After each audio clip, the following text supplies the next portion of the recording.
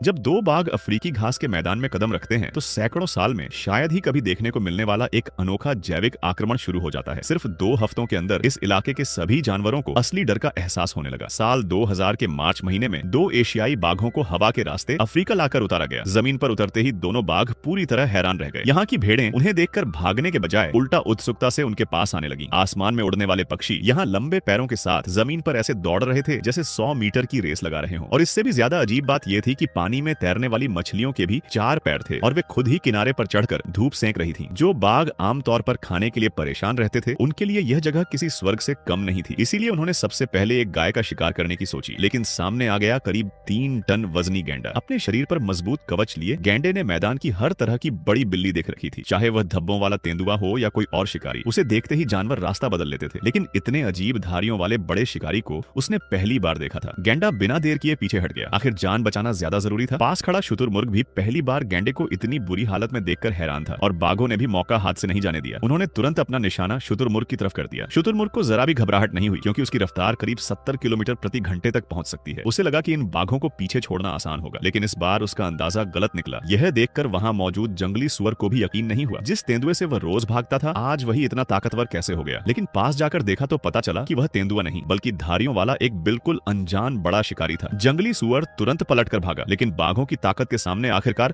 वह भी बच नहीं सका। इन 2 शिकारों के बाद दोनों बाघों का आत्मविश्वास पूरी तरह बढ़ गया। अब आसमान में उड़ने वाली मुर्गियां हों, काले सफेद धारियों वाले झेबरा हों या पेड़ पर लटकता तेंदुए का शिकार, कुछ भी उनकी नजर से बच नहीं पा रहा था। इस इलाके में उनका कोई प्राकृतिक दुश्मन भी नहीं था, इसलिए अब घास के मैदान का लगभग हर जानवर उन्हें देखते ही ऐसे भागता था जैसे मौत सामने खड़ी हो। जिस शिकार पर भी दोनों बाघों की नजर पड़ जाती, उसके अगले दिन तक बचने की संभावना बेहद कम हो जाती। यहाँ तक कि पानी में राज करने वाली बड़ी मछलियां भी उनके लिए कोई बड़ी चुनौती नहीं थी। आखिर बिल्ली के लिए मछली तो हमेशा से आसान शिकार रही है। मछली छोटी हो या बड़ी, दोनों बाघ किसी को भी छोड़ने वाले नहीं थे। अगर आपको ऐसी रोमांचक और रहस्यमयी जंगल की कहानियां पसंद हैं, तो चैनल को अभी सब्सक्राइब कर लीजिए।